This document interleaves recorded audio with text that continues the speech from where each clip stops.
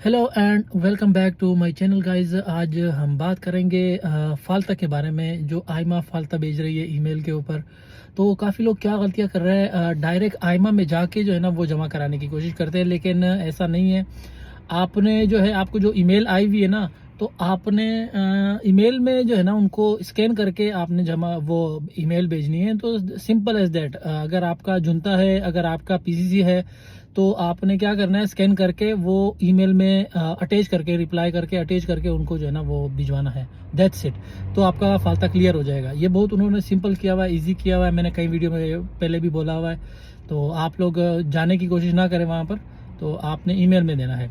ये तो हो गया एक। दूसरा, काफ़ी लोग मुझसे पूछ रहे थे मेरे अपॉइंटमेंट के बारे में। तो मेरा अपॉइंटमेंट आ गया है, लेकिन अब से 2 महीने के बाद का है, यानी कि मार्च अप्रैल में आया हुआ है। तो ये है कि अब मुझे जो है ना दोबारा जो है ना फिंगर, अगर, क्योंकि देखो मैंने ऑलरेडी जनवरी में लास्ट पिछले महीने में दे चुका हूँ फिंगर, यानी कि जो आयमा का जो नॉर्मल जो ईमेल आती है उससे मैं ऑलरेडी दे चुका हूँ। तो ये है कि अभी पीछे जो मैं दे चुका हूँ फिंगर, या तो उसके ऊपर कार्ड आ जाएगा, सही है। तो अगर 2 या 3 महीने के अंदर, 2 महीने के यानी पिछले ये जो अगले 2 महीने हैं इसके अंदर अगर कार्ड आ गया तो सही है, अदरवाइज तो मैं दोबारा फिंगर दे दूंगा। अच्छा, पीसीसी का लोग क्या करते हैं कि अभी देखो कुछ लोग पीसीसी बनवा लेते हैं नॉर्मल के लिए, सही है। तो वो बाद में जाके एक्सपायर हो जाता है। तो बाद में अगर आपके कोर्ट के भी अगर फिंगर आ गए, तो वो तो जो आपने पीसीसी जमा कराया था ना, वही पीसीसी आप अगर भले एक्सपायर हो जाए, आप कोर्ट के थ्रू जो आपको ईमेल आई है, तो आप कोर्ट के थ्रू जो डेट आई है, तो आप तब भी वही पीसीसी जमा कराना, वो एक्सपायर नहीं होगा। क्योंकि एक मरतबा आपने जमा करा दिया था, यानी कि आप जब फिंगर दे रहे थे तो वो वैलिड था, तो उसको वैलिड ही कंसीडर करेंगे, सही है।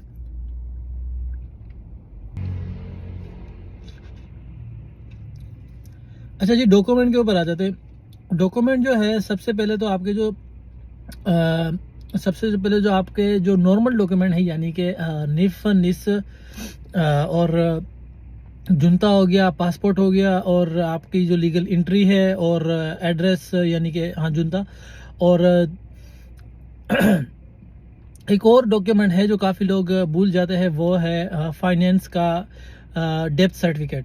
तो वो डेप्थ सर्टिफिकेट आपको लाजमी जो है ना वो आपको लेकर जाना है, यानी कि उसका आपको फालता भी पड़ सकता है।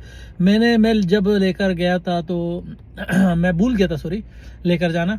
तो मुझे अभी तक, खैर उन्होंने मांगा नहीं है अभी तक, शायद मुझे ईमेल में फालता पड़ जाए उसका, लेकिन यह है कि डेप्थ सर्टिफिकेट बहुत लाजमी है। तो आपने अपने फाइनेंस से खुद ही आप डाउनलोड कर सकते हैं उसको, या फिर अपने लॉयर को या फिर अकाउंटेंट को बोल के आप अपना डेथ सर्टिफिकेट आप निकाल सकते हैं।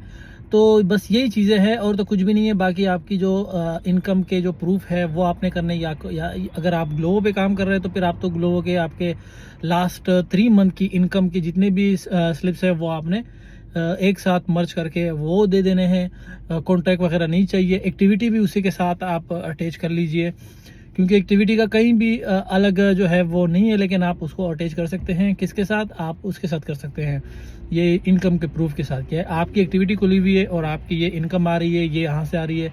अगर तो आप फतूरे बना रहे हैं तो आपके लास्ट 3 मंथ के फतूरे चाहिए होंगे। तो दैट्स इट।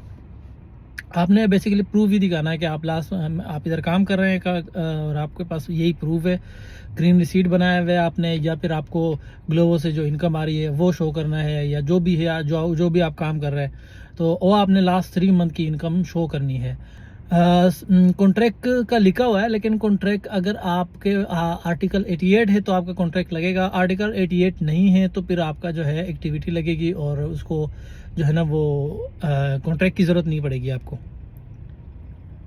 इवन दो कि मैंने कई मरतबा ये वीडियो में मेंशन किया हुआ है, लेकिन फिर भी मैं मैसेजेस मुझे रिसीव हो रहा है कि भाई मैं दोनों डेट पे चले जाऊँ, मैं दोनों डेट। भाई आप दोनों डेट पे ही जाओ, लाजमी जाओ। ऐसा ना करें, कभी भी ऐसा ना करें कि आप जो है, अगर आपको नॉर्मल ईमेल पहले मिल गई है और आप इसको इग्नोर करके जो है ना वो, इग्नोर आपने नहीं करना है। क्योंकि वो क्या करते हैं, फिर उनको जो है ना वो कोर्ट के थ्रू भी नहीं मिलेगा।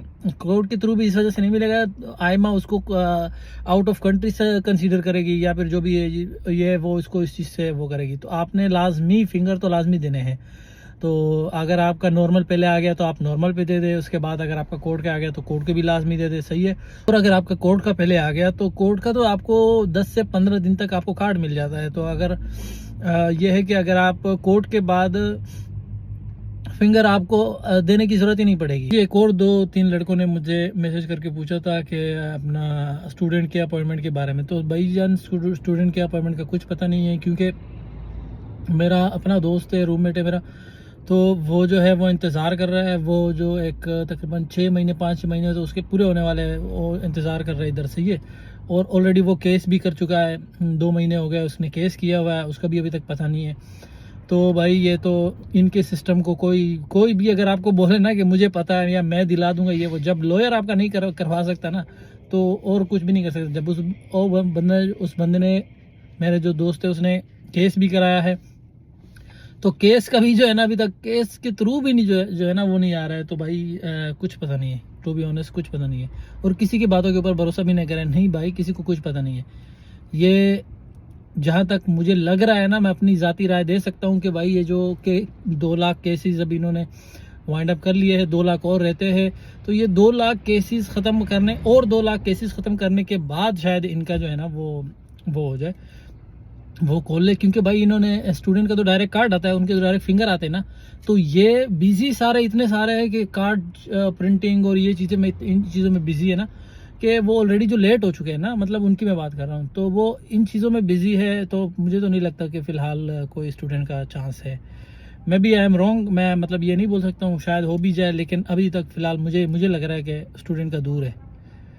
तो ये थी आज की वीडियो। अगर आप मेरे चैनल पर नए हैं प्लीज़ सब्सक्राइब कर लीजिए और अपनी राय कमेंट में ज़रूर दीजिए, और मुझे दीजिए इजाज़त। अब तक के लिए इतना ही, बाय बाय।